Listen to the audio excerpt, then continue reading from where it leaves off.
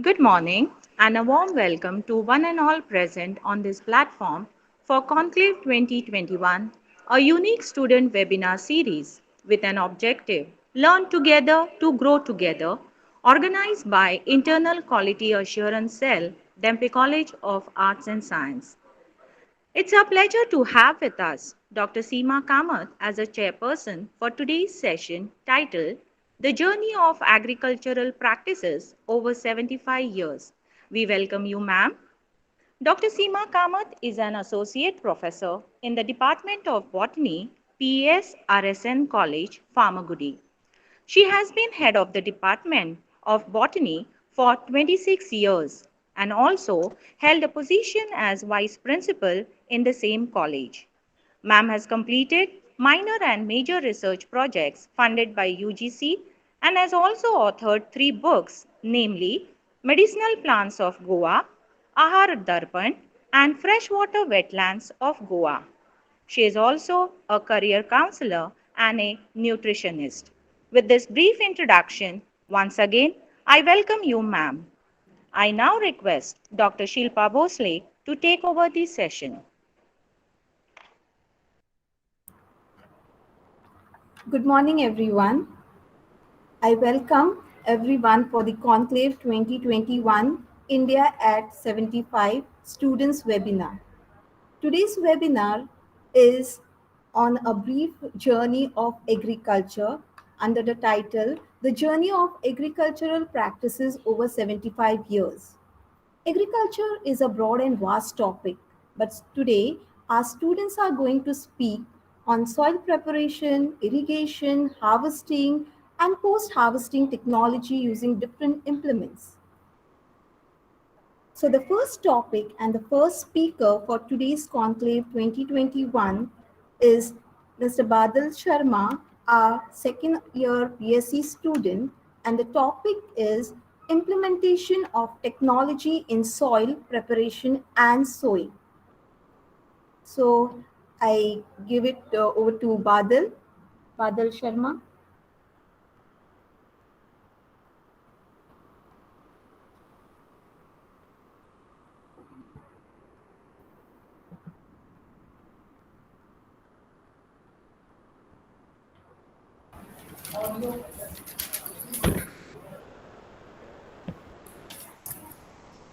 Good morning to one and all.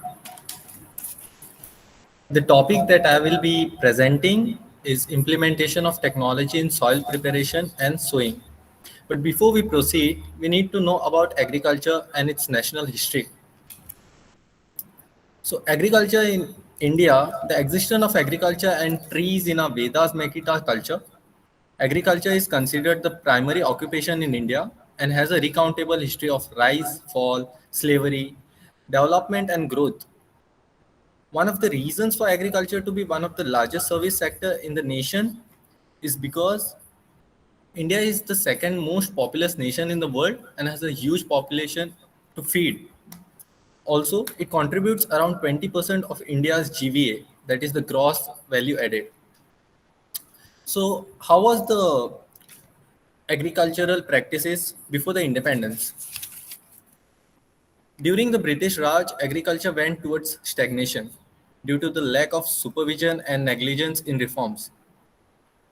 They pushed for commercial cultivation and tried to change the method of self-cultivation. This in turn pushed the agriculture in nation towards a shift of development. After the independence though, people expected a change, but the state of agriculture faced decline. And the reasons being fragmented land ownership, outdated technology. The technology available during the time after independence wasn't very advanced. Productivity of the crops was bad. Feud amongst landowner and cultivators. One of the reason being there was no proper reforms made by the British and dependence on rain cultivators for self. But things took a turn, and it was massive one. As in the year 1967, India experienced the Green Revolution. During the Green Revolution, people started using the H5s, that is the high yielding seeds, and introduction of fertilizers and other technologies to help in the other processes of agriculture, increase the yield, thereby also starting a new era of cultivation. So now, since we are done with the history, let us know what are the processes involved in agriculture. The first process being soil preparation. Soil is the loose uppermost surface material that covers most land.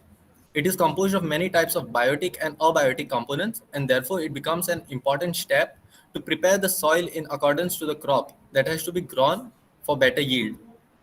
There are various processes in soil preparation. The first being testing of pH.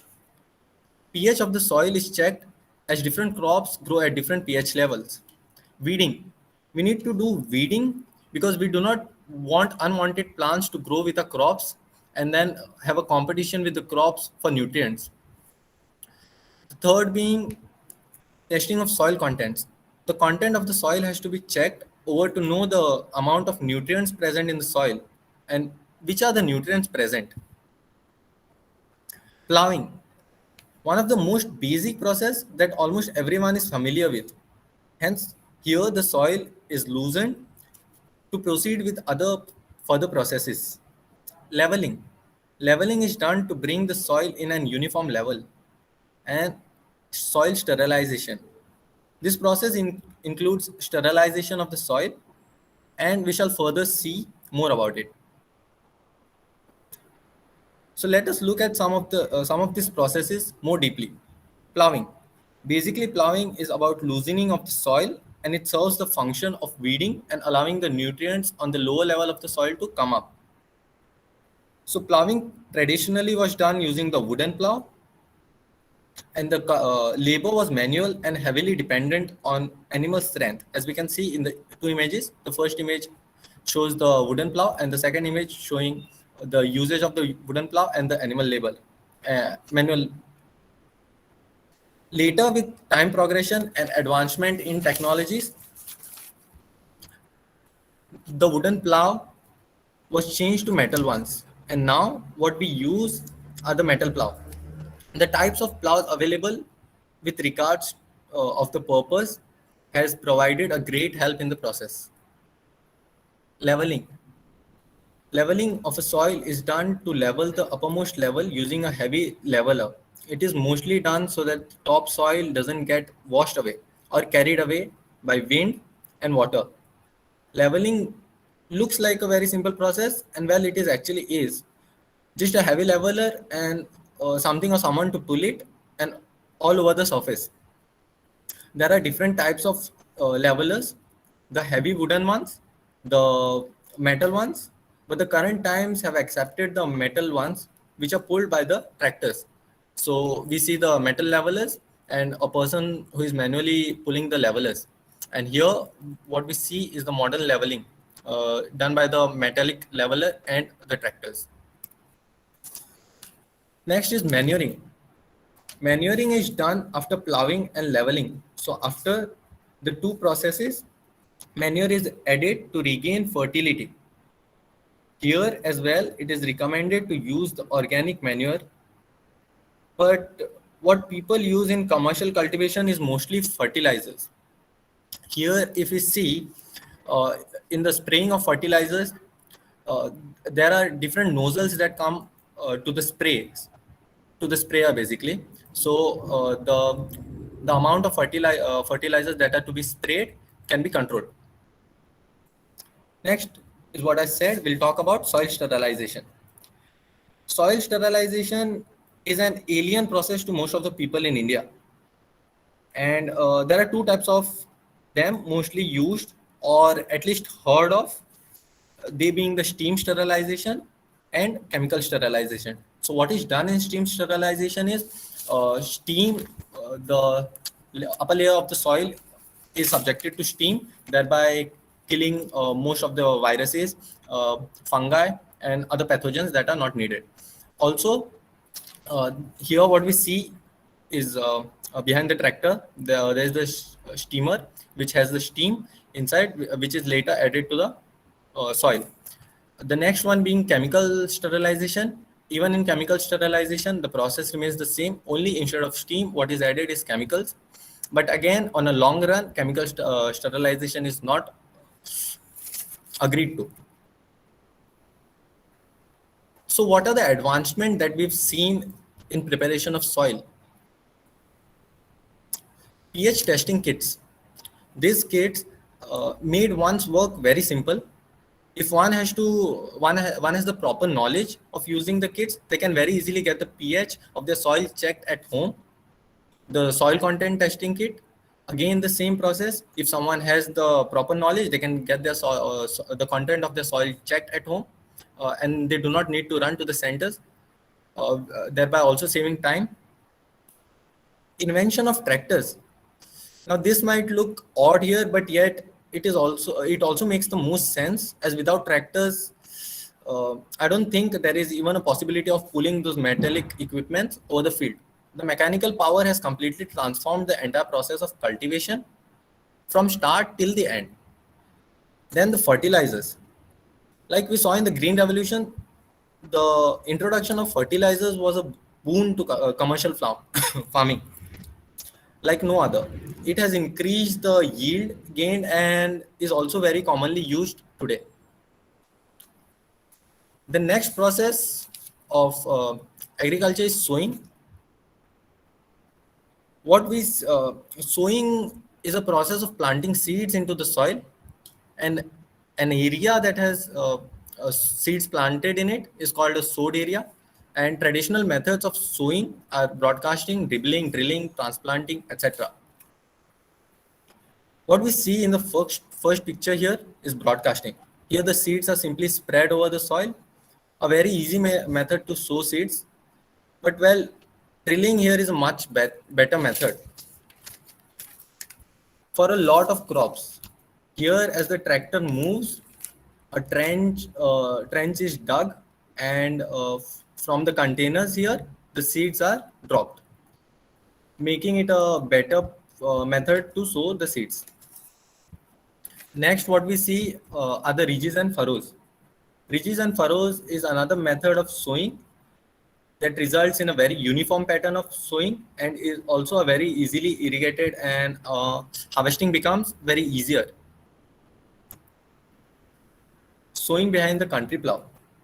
This is a method that is very similar to what we saw previously in drilling, and the difference here would be that this is a method which is more manual, and drilling is more of a mechanical method. The next is transplanting. Transplanting is a process wherein a sapling, after a certain period of time from culturing, is transferred from the culture bed to a suitable growing bed. Thus, the process can still be the process is still done manually. If you haven't seen this, you can go out during the monsoons. You will be seeing people transplanting, and now this has transformed into a mechanical mode, wherein here what we see is the transplanter and the vehicle pulling it. This here is a hand dibbler. Hand dibbler is also a manual tool to be used. Using this, what people do is they dig a hole, and then inside the hole, then they put in the seeds and leave it to grow. And this in the same manner, what we have here is a manual seed cum fertilizer dibbler. Here, the work becomes a bit easier, as along with dibbling, what we can do is a certain number of seeds as well as the fertilizer can be added at the same time, thereby saving a lot of time. What we have here is the mechanical driller. Mechanical driller, the use of it is to dig large holes so that certain plants can be transplanted, as not all plants can be transplanted using the earlier methods. The rolling dibbler has the same function of dibbling. The only difference would be that it covers a large area, thereby also saving time. And the mechanical dibbler, that is the most advanced as of today. So mechanical dibbler, here we see the dibblers down.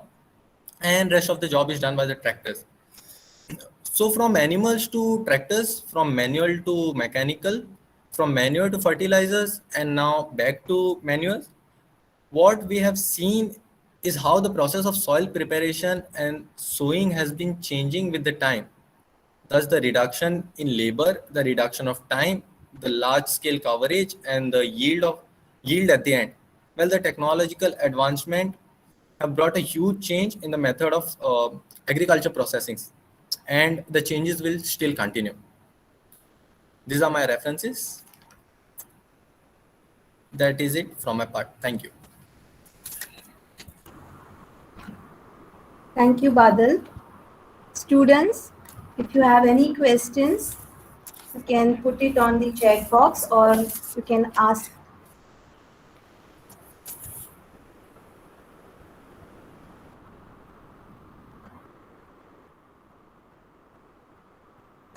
I think so Badal have explained the topic very nicely and most of you all have understood.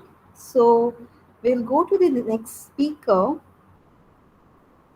Ms. Rashmita Kavlekar, our second year BSc student, and she's going to talk on the topic implementation of technology and irrigation. Over to Rashmita.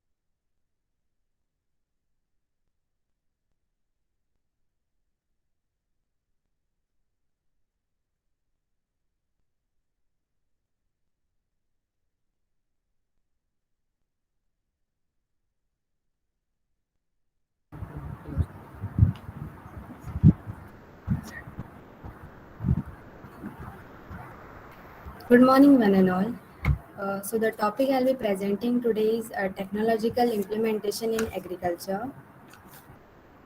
So basically, what is irrigation? Irrigation is watering of the land by artificial means to foster the plant growth. So here is a picture depicting furrow irrigation method. So the main sources of irrigation includes ponds, wells, lakes, dams, and rivers. Let's have a look at some traditional methods of irrigation. The pulley or the moat method, it involves the pulling up of water from a well or some other source to irrigate the land. Chain pump method, here two large wheels are connected to a chain to which the buckets are attached, and as the wheel turns, the buckets are filled and then they are emptied to some other source. In Dekli method, a bucket and a stone is tied to a stick at each end and is counterbalanced near a well. And lastly, the Rahat method. Above the well, a large wheel is tied, which is rotated by animal labor. Here, animal labor may be a ox or a cow. So why these methods were unsuccessful? They were less efficient during the environmental changes. Also, there was uneven distribution of water, so some plants or seeds may or may not get enough of the water. Need for human labor is a must, which makes the method more expensive. And lastly, there is lot of water wastage taking place due to improper management of water. Modern methods of irrigation include the drip irrigation. Here, narrow pipes with small holes are laid on the fields. When the water passes through the pipes, it drips on the plant.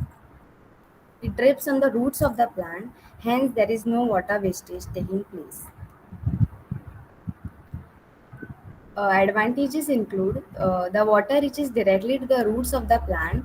It saves a lot of water, which can be utilized for irrigating more area.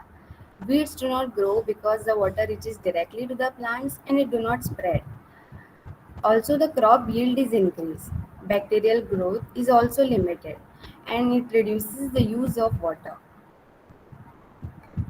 Sprinkler irrigation. Nowadays, this is the easiest and the simplest method of irrigation. Water is provided to the field by spraying the water droplets. It helps in the conservation of soil. It increases the soil productivity. It protects the crops from extreme frost or temperature. Fertilizer and insecticide application can be done by sprinkler system. Physical condition and composition of the soil are maintained, and it is very useful for sandy soil and uneven land. Canal irrigation, it provides perennial irrigation and it saves crops from drought condition. In tank irrigation, they are not expensive and they have a longer life. Some include fishery, which supplements both the food resources.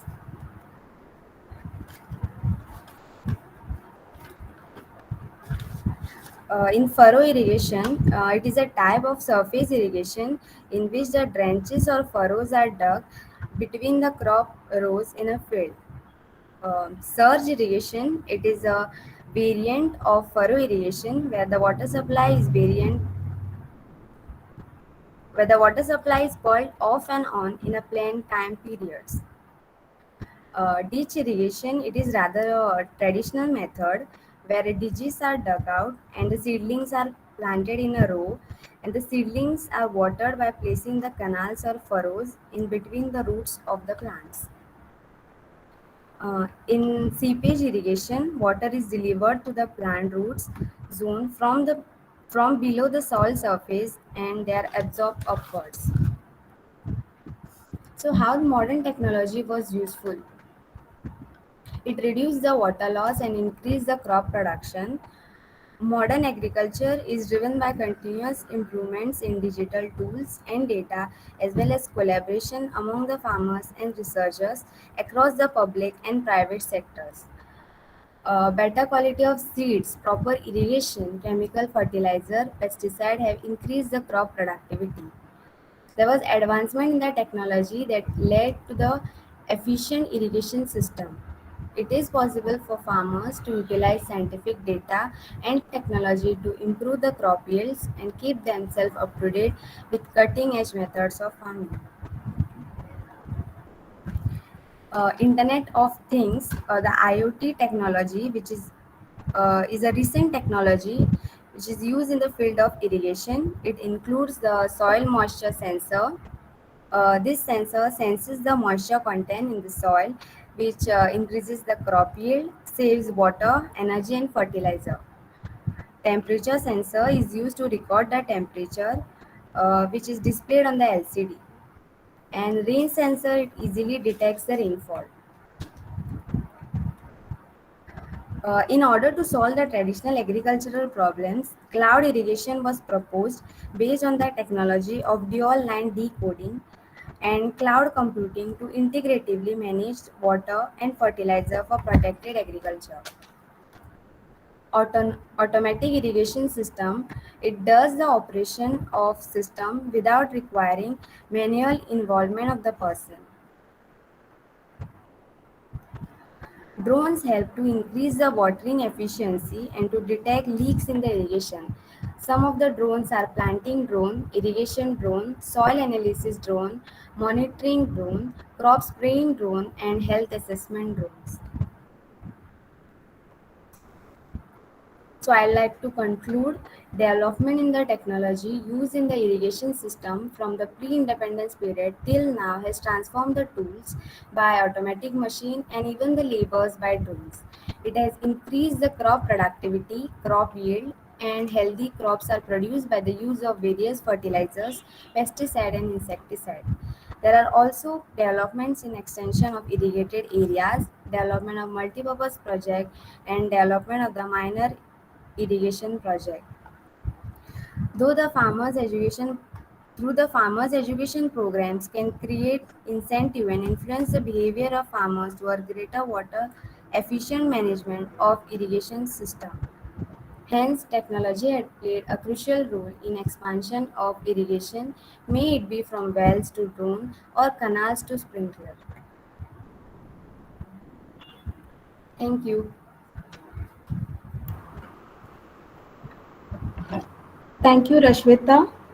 Any questions from the audience? If you have any doubts, any queries, you can post your question in the chat box, or also you can ask the question.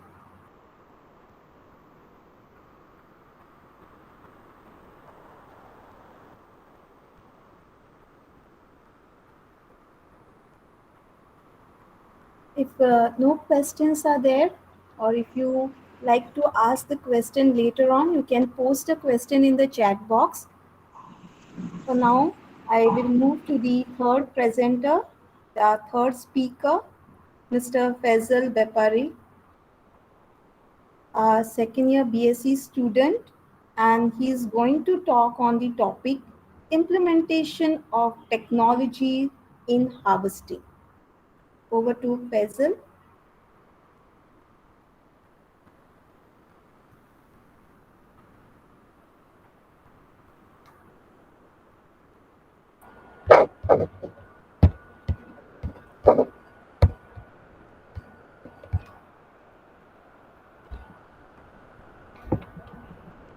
Good morning, everybody. Today, my topic is about implementation of technology in harvesting. These are my agenda points that on topic which I'll be speaking. First one is origin of harvesting. What is harvesting? Importance of harvesting, different processes of harvesting, uses of harvesting, harvesting of fruits and vegetables, disadvantages and advantages of manual and machine harvesting. Let us know the origin of harvesting. Harvesting is the season of gathering crops and is derived from the Anglo-Saxon Herfest or the Old High German Harvest. Harvest has been a season of rejoicing from the olden times. The Romans had their Ludi Cerealis or the feast in honor of Ceres. The Druids celebrated their harvest on November 1st. In pre-Reformation England, beginning of harvest festival was observed. The harvest of the main cereal crop, typically wheat, corn, or rice, has always been the occasion for celebration. Many harvest related customs have their origin in the animistic belief in spirit, such as corn mother or rice mother. What is harvesting? Harvesting is the operation of gathering the useful part or parts of the plant and is carried out at the time when all the nutrients have developed and the edible parts have reached the appropriate degree of maturity. Let us know the importance of harvesting. Why is harvesting so important? It is the most important phase of agriculture since it marks a point in time when the crops have survived natural disasters and are ready to be gathered in. The period during late summer, just before harvest, could be the time of famine to appear due to poor harvesting of last season. The most popular harvesting of festivals in India are Makar Sankranti on 14th January, Lohri on 13th January, and Konsachem Fest on 24th August. Konsachem Fest on 24th August is the Goan's festival of harvesting. The Wampanoag Indians had three Thanksgiving. One is maple tree and its syrup, one for picking berries, and one for the food that they had grown that year. Let us see some different processes of harvesting. The first image shows the reaping. Reaping is basically cutting the mature panicles and storing it above the ground. The second one is threshing, separating the paddy grain from the rest of the cut crop.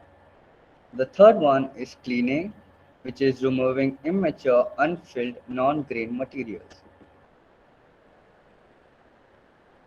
The fourth one is hauling, moving the cut crop to the threshing location. The fifth one is field drying, leaving the cut crop in the field and letting it dry in the sun. The sixth one is stacking or piling, which is temporarily storing the harvested crop in a stacks or pile. Sorry. How reaping was done in 90s. Earlier, many men were employed and had used traditional methods of reaping, as you can see in the photo on the left side. In olden days, they used sickle, which is a serrated blade, which is suitable for harvesting. How reaping is done now? Reaping is done by a tractor, which is used for harvesting. It is an automatic small combined harvester. It can be used in small fields, hilly or mountainous regions as well. Let us see how threshing was done in 90s or the olden times. There were two most common and ancient methods. The first one was threshing the crops by hand, as you can see on the picture on top right corner. The second method was animal powered thresher, which is using the bulls or oxes to thresh the crops. And how threshing is done now? Threshing has like their own machines which removes the seeds from stalks and husks. In Asia, it was designed to thresh rice, which is the most important crop in Asia, and then wheat, peas, and soybean. They used a small compact machine called binder, which is now present in India. The compact size machine is very convenient to handle in small areas or fields, and it can also be used in mountainous areas where a large machine cannot be used. What is the use of harvesting? As we know, harvesting is very important to store the crops in proper manner. And if proper harvesting is not done, then the product will not be able to be sold in the future. Let us see some fruit harvesting. The first one is Vitis vinifera or the grapes. As you can see on the left side, it is the olden technique which is cut using a plier or a scissors, or they use like their hands to remove the bad grape and clean it. And to the right side is a machine which is now in use. It it uh, it uniformly takes all the matured and good grapes. The second one is Musa paradisica, which is harvesting of bananas. To the left side is a bag which has holes in it. The holes, the porous holes are for prevention of insects or spiders or any kind of bacteria. And to the right side is a machine, so you don't need a lot of labor to harvest a banana. As you know, bananas can be very heavy if they are handled by one person. So they use a tractor or a machine. The third one is Brassica oleracea varieties botrytis. Cauliflower has many varieties. To the left side is like a lot of laborers are removing the cauliflower from the stem, and to the right side is a machine which a very few laborers are required, and they can easily remove all the cauliflowers. The fourth one is Spinacia oleracea, which is spinach harvesting. On the left hand side is the man removing the spinach from the plant. And to the right side is a self-propelled machine where you only require one person to control everything, and it removes all the spinach uniformly and properly without damaging it. Let us know some advantages and disadvantages of manual harvesting. Manual harvesting. Fruits and vegetables can be selected more precisely at optimal maturity stage compared to mechanical harvesters. Fruits and vegetables are carefully handled and therefore damage is minimized. Manual harvesting requires minimal capital investment, but it can be expensive in the long term. The disadvantages would be the labor requirement can be problematic as well as expensive in developed countries. Harvesting can take quite a lot of time and it is not time efficient. There could be possible labor strikes during the harvest period and can be a problem for growers. Machine harvesting. The advantages are the storing capacity is very high, laborers are decreased, so the labor cost is also cut down by a lot. It is not dependent on field size and agriculture output is increased, hence the work is very efficient.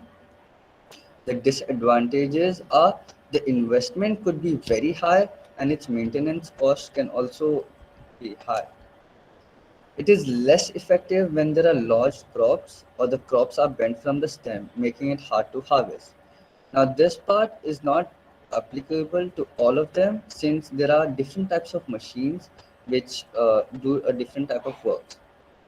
Then the last point is there's a lot of unemployment of farmers due to the use of machineries. These are my references and thank you. Thank you, Faisal.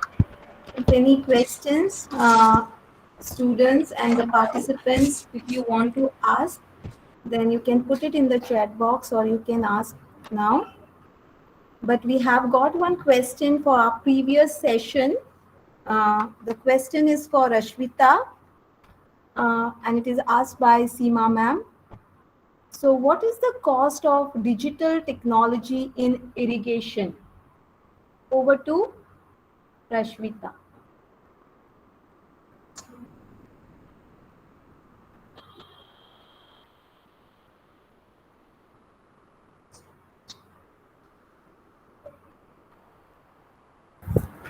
Cost-wise, it is high for small farmers, but if there is a monoculture on big areas of land, this method is economical. Also, ma'am wants to know about the technology if it is used in Goa. Although I haven't collected, technology is being used in small scale in Goa, such as for sowing, drilling, spraying, and etc. I hope so. Some doubts of Seema ma'am may be clarified.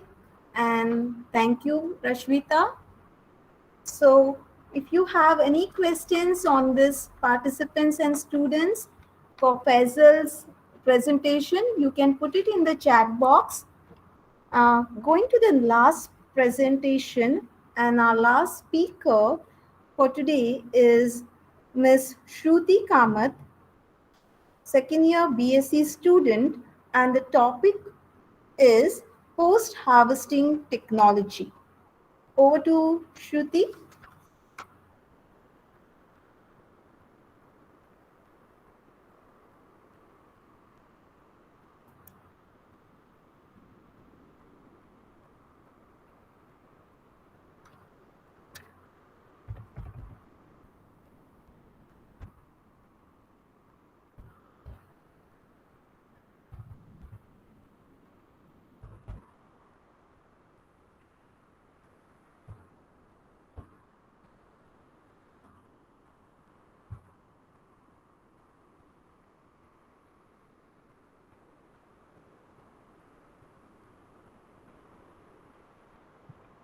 Good morning, everyone. My topic is post-harvesting technology. So basically, what is post-harvesting? It is the process done immediately after harvesting the produce, including cooling, cleaning, sorting, and packaging. Why is this cooling done? It is done to remove rapid heat from freshly harvested vegetables or freshly plucked fruits. Cleaning will help remove bacteria, including E. coli, or the removal of soil attached to the produce. Sorting is done to remove the fruits and vegetables which are unsuitable to market or storage due to damage by mechanical injuries, etc. Packaging, as you all know, is done for transportation purpose. The instant a crop is removed from the ground or separated from its parent plant, it begins to deteriorate. Therefore, post-harvest treatment is given to increase its shelf life and maintain its quality. These are the post-harvest handling operations. The handling operations in fruits are slightly different from those in vegetables. So in fruits, you all can see waxing, which is important as it makes the fruit appear shiny to the buyers, and the uh, fruits are covered with a thin coat of wax. Then is transportation to wholesaler, restoring, resizing and repacking, transportation to retailer, and finally it is the consumer. In vegetables, there's cleaning, trimming, grading, sorting, curing, sizing, waxing, packaging, storage, transportation to wholesaler, transportation to retailer, consumer. So these are the important processes of post-harvest management. The first process is harvesting. Harvesting is harvesting is the collecting of the crop at right time, avoiding bad weather, avoiding contamination with soil. Here you all can see the image on your left hand side. The second process is drying. It gives value to the grains. It retains maximum quality of the crop. Drying also reduces moisture level for safe storage. The third process is threshing or shelling. It reduces required storage capacity. It reduces grain susceptibility to pests. Fourth, cleaning or winnowing. Cleaning helps remove the foreign matter and it also increases the market value, as you all can see in the images. The fifth step is storage of grains. Protecting the grains in different store types like cribs from insect, molds, bacteria, etc. Keeping the grain until a good time for market.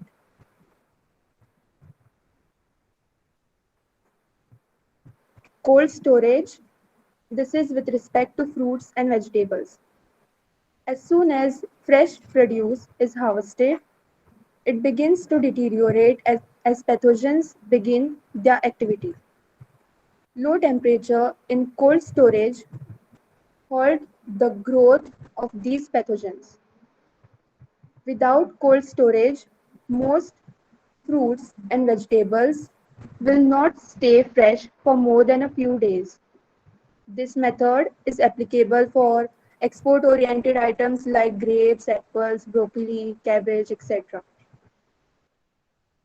There are two types of cold storages, that is mini storage, which is perfect for caterers, and mega stores, that is perfect for large distributors. You can see in the images. The sixth step is processing. It's processing stored in hygienic conditions. The grains are stored in hygienic conditions. Different type of tests like physical, chemical, microbiological, and sensory are done. Sensory test, as you all know, is checking of the texture, the smell, how it looks like, the taste. The seventh step is packaging, that is for logistic purpose. It protects the produce from mechanical damage and poor environmental conditions during handling and distribution. The eighth step is transportation. It is moving of perishable products with minimum loss of quality. Horticulture produce may be carried by road, rail, sea, or air. The ninth step is marketing. Farmers may sell their crop immediately after harvest or may store it for a couple of months or much longer. It is up to the farmers that they may sell their produce to हम small जान traders, रहता cooperatives, काम आ marketing boards, directly to the mills or animal feed processors. How was drying carried out in ancient times? Drying is an important step which preserves products by removing moisture to prevent decay and spoilage. Ancient people used the natural drying method, which is sun drying. The grains are spread on the ground in sun or shade for a short period. To provide unified drying, the produce needs to be regularly turned. On your left hand side image, you all can see a large scale sun drying of cranberries, and on the right hand side, a small stakeholder farmer is usually drying their products naturally with or without shade. How is drying done now? Modern people use the artificial drying method, which involves faster indoor drying in a controlled environment. The product is exposed to forced ventilation of air, which is heated to a certain degree in speed appliances called dryers. Artificial drying is a great solution for faster drying of high value product quality.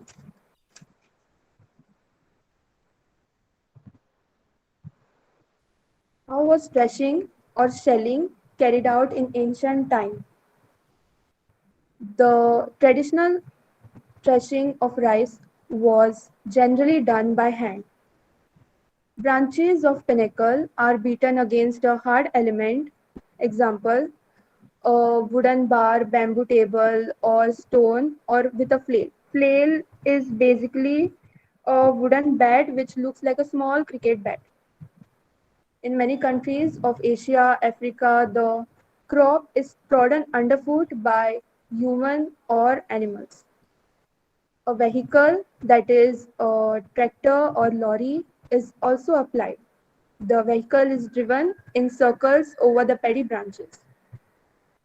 As you all can see in the left hand side image, threshing with the help of kettles, and on the right hand side, threshing done by hand. How is threshing or shelling carried out now? As you all can see in this image, it is a multi-crop thresher which is used for shelling maize, grains, pulses, wheat, etc. This thresher has combined working with separate winnowing so that the grain is separated and cleared at one time. It can thresh various crops in high efficiency, separates husk, and removes dust from the production mixture. Cleaning or winnowing done in ancient times. Threshing operations remove all kinds of thresh mixed with the grain. They comprise both vegetable material and mineral material. Vegetable material like foreign seeds or kernels, and mineral materials like stone, sand, etc. They adversely affect storage and processing conditions. The simple traditional cleaning method is winnowing, which uses the wind to remove light elements from the grain. You all can see a man doing the traditional winnowing method. Cleaning winnowing done now. A fan-oriented current of air passes through several superposed reciprocating sieves, or screens. This type of machine was widely used for on-farm cleaning of seeds. These are the grain winnowers. Cereal winnowers are progressively replaced by seed cleaners in big storage centers. These machines are equipped with a system of vibrating seals. Grain winnowing machine. So, what is the importance of post-harvest technique? Post-harvest technique. Why do we perform this post-harvest technique? So, it has the capability to meet food requirements of growing population by eliminating losses, by making more nutritive food items from raw commodities by proper processing. I would like to conclude by saying that proper post-harvest techniques can minimize the post-harvest losses. Quality cannot be improved after harvest. So, it is therefore important to harvest the produce at optimum maturity. Cleaning, sorting, grading, packaging, storing, and transportation are the major post-harvest activities, and that should be done appropriately and timely. These are my references. Thank you. Thank you, Shruti, for a nice brief presentation on post-harvesting. And this was the last presentation. If any questions for this session, you could ask, or you can put the questions in the chat box. For previous sessions, we have got few questions, and one is the question for Faisal for his presentation from ma'am. That is, any data available regarding machine used in Goa for harvesting? Thank you, ma'am, for asking the question. So my answer would be yes.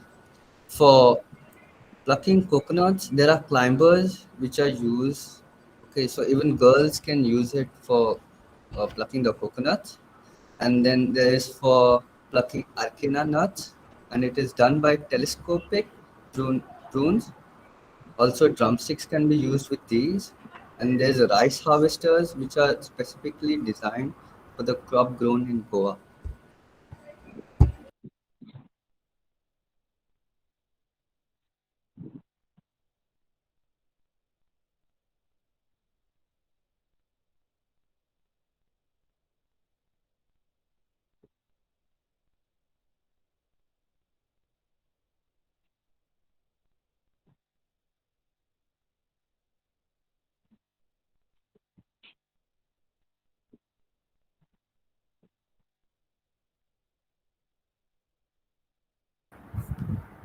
In, in saline water, the rice varieties in Goa, Khazan land are Korgo, Muno, and Demgo, which are salt tolerant and they grow and absorb the water.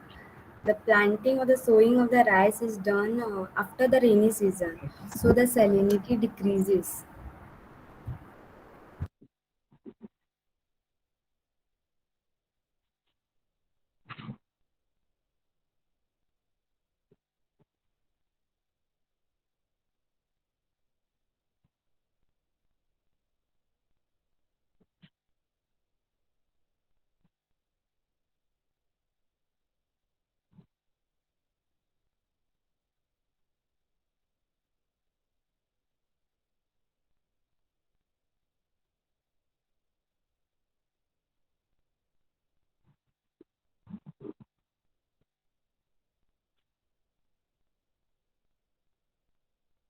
I can Okay. ask Badal to answer this question. Okay, Rupit. So to answer your question, there are different aspects to it. But if you are asking about the production, then India already is like one of the largest producer for most of the crops. Even earlier, I said during my presentation that India has a huge population and a lot of people are to be fed. So the production is already very high. But if you are asking about the export and business related, then it's US and China. like most of the fields, basically the technologies are way more advanced. Also the climatic conditions are very much suitable there. So but if you leave and ask the question, what is the future of India, then India is progressing very fast. The only thing now, like, waiting is to get some very strong reforms in the field of agriculture, and to have some proper trade rules, sort of. So that would set a good future for agriculture in India.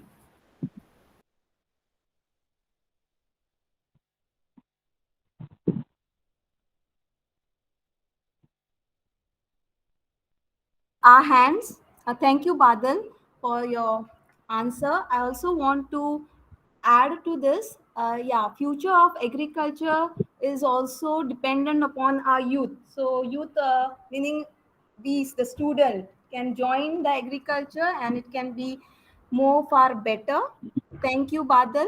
My next question is by Sasha, that it is, the question is, it is not related to the presentation, but what are your thoughts on the farmers protest? Badal, can you put some light on this question? Sure, ma'am. About the farmer protest, I disagree with what is going on. Like, if it was a protest for the, okay, for the farmers, then there are also like a lot of farmer families. As of now, I think around 90,000 farmer families have been identified. So that huge amount of families. So now certain families will surely be benefited with it. Uh, Thank you, Badal. Any other questions?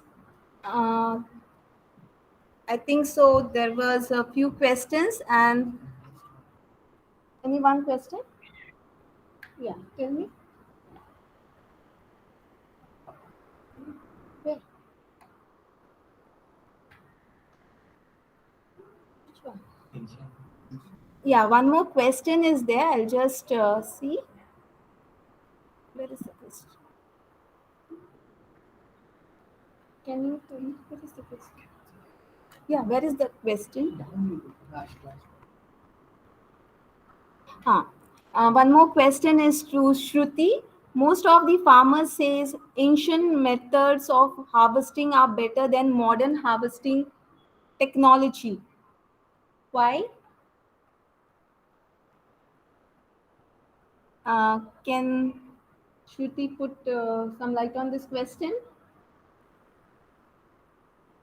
The question says most of the farmers say ancient methods of harvestings are better than modern harvesting technology.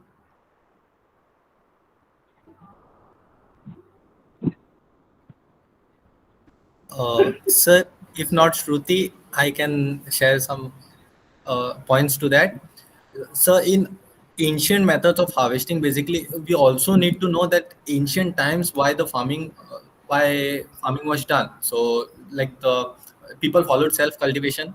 So that also resulted, like, if you cultivate in a smaller land area, your harvesting also becomes easier. But if you compare it to now, what we've experienced is like very advancement in technology. So the scale has increased a lot, and the time is decreased a lot. Manual the labor that is there, that has decreased a lot. So thereby, like, if you directly compare it in one context, it will not be a very suitable comparison. But if you take in both their different contexts, then yes, both have their advantages.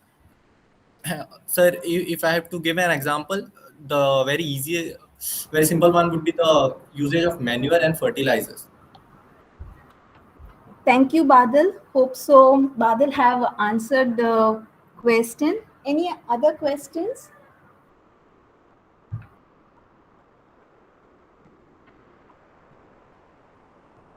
I'll just check the chat box once again. Students also can have to, those students who have attended the conclave program, please fill the feedback form where the link is provided in the chat box. Please fill all your details and you will get the certificate online.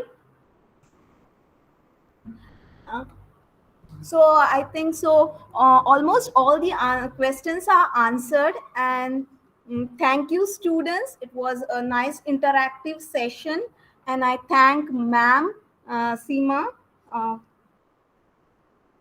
and all our participants. Over to ma'am Purnima. Thank you, Dr. Shilpa, for moderating the session.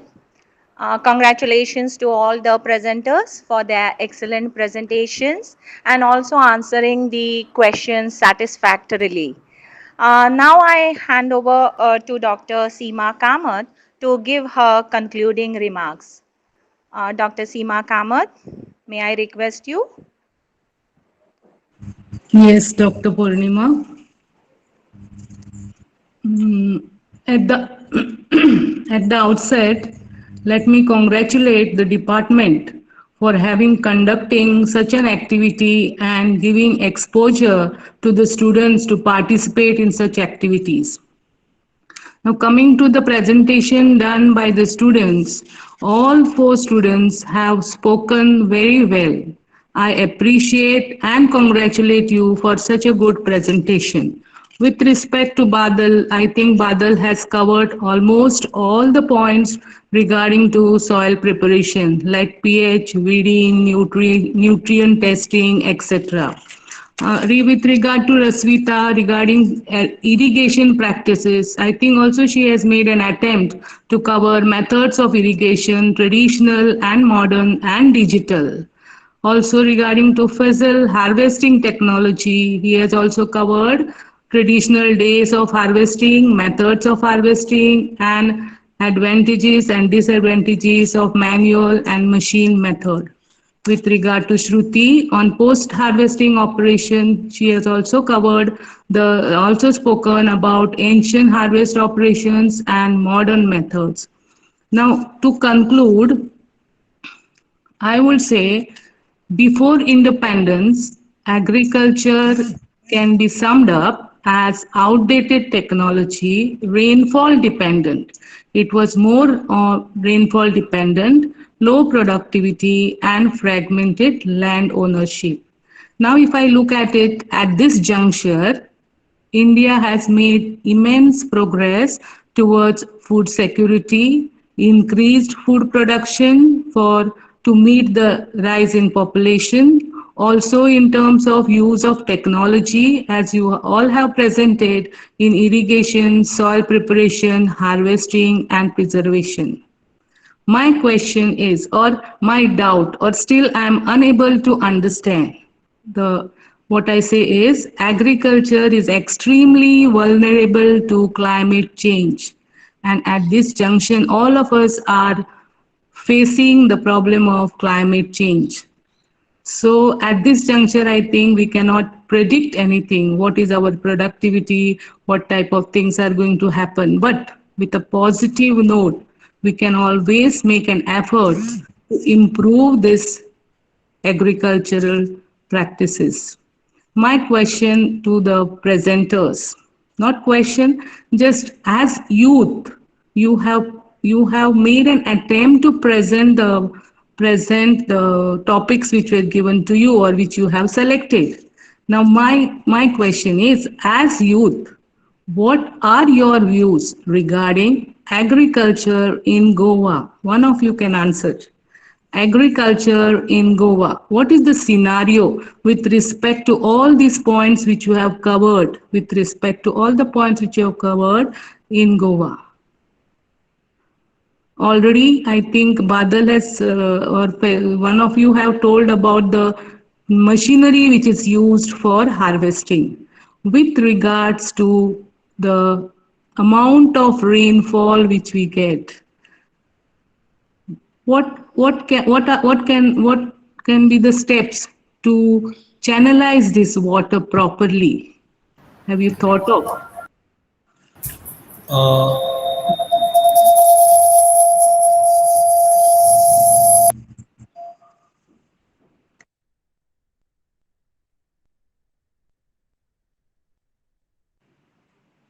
Yes.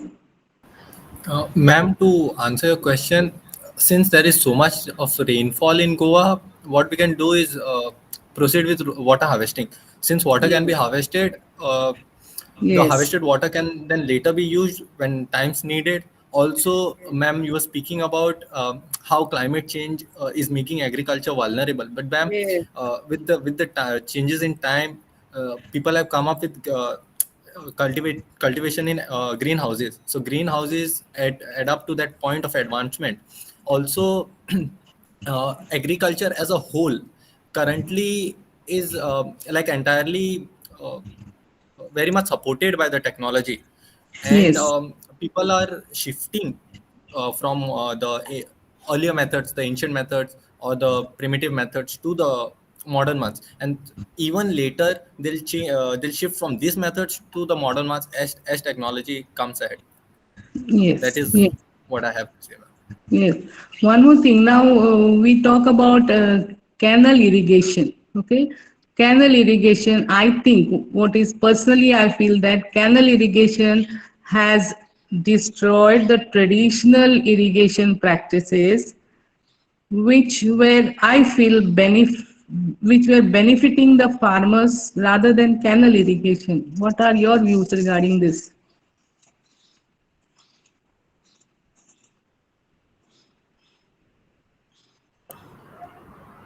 Ma'am, can you please repeat the question? See, when I was going around in Goa for some research work, I have found that in Salset area, many people have adopted to canal irrigation, and the fields, the like lakes or the ponds which they used to fill during monsoon and use that water for irrigation have dried up. As a result, there is less biodiversity destruction has taken place. That is just my opinion. You can very well tell your opinion also.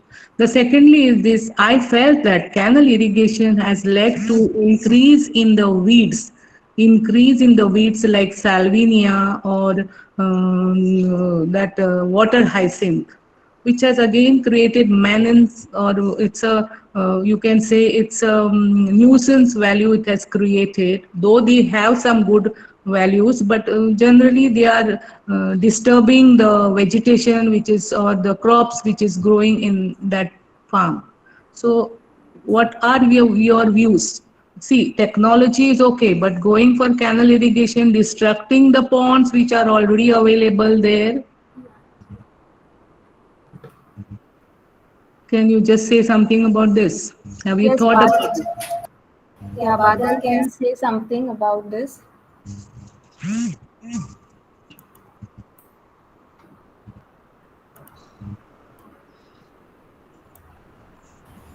Ma'am, we are students, so we are, what we learn is what we do. So it is you who has to take a step forward. Maybe people tell us to take steps forward, but then we will be bringing awareness. Our role would be very much into that. We will be bringing awareness regarding almost all the things, and as we proceed and learn more things, we will also be trying to apply it. Yes, Badal, I'm not telling you to take the initiative. As I said, you people, youth can do some good work. We can, as you said, create awareness among the people if you find something around like this. I'm not telling you to go or do take some steps. I know the steps neither I can take, neither you can take. It is in the hands of the let me not go into that, but we cannot take any steps. But what we can do is we can just give or create awareness among the youth, like you people. And I think that as Abdul Kalam says, ignited minds. Okay, so with this small ignition, I think about the traditional uses and the technology, what are the benefits, what are the demerits, and like if youth can really think about it and then proceed just by making some awareness. Okay, after your SYBSc you may take botany, you may go for MSc, you may go for research.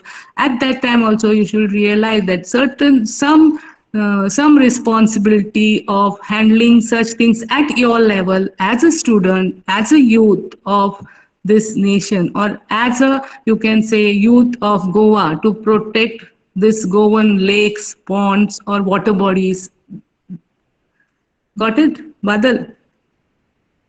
Yes, ma'am. Yes. It is, I know you are a student, like my own students. So this is the point which I've just ignited in you. See, you can give a thought to this. You have done a presentation, very good presentation. You can give a thought to it in future, how this can be really brought into reality. Got it? Yes, ma'am. Sure. Yes, once again I say all four of you have done very good presentation at your level. You have understood the topic which you were supposed to present. You have done lot of homework for the presentation. So once again I congratulate you for doing such a wonderful presentation. And to end, I will say I thank Vice Principal and Head of the Department, Ms. Manjuri Barve, for giving me the opportunity to interact with you. I have been taking lectures, interacting with my own students. So I know their caliber, I know how they present. This is the time when Manjari has given me opportunity to interact with students of Dempe College. I also thank Dr. Purnima Ghadi for coordinating this program and Dr. Shilpa Bosle for moderating. Once again, I thank you all, my dear students, who have done a very good presentation. I appreciate that and congratulate you and wish you a very good luck for future. Thank you. Uh, it's time that I should thank Dr. Seema now for being with us, definitely, and also